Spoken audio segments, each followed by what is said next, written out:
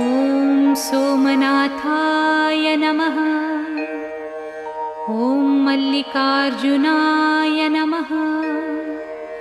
ॐ महाकालेश्वराय नमः। ॐ ओंकारेश्वराय नमः।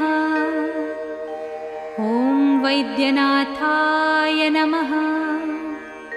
ॐ भीमशङ्कराय नमः।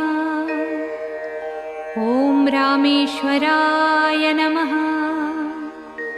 ॐ नागेश्वराय नमः। ॐ विश्वेश्वराय नमः। ॐ त्र्यम्बकेश्वराय नमः। ॐ केदारेश्वराय नमः। ॐ भुस्मेश्वराय नमः।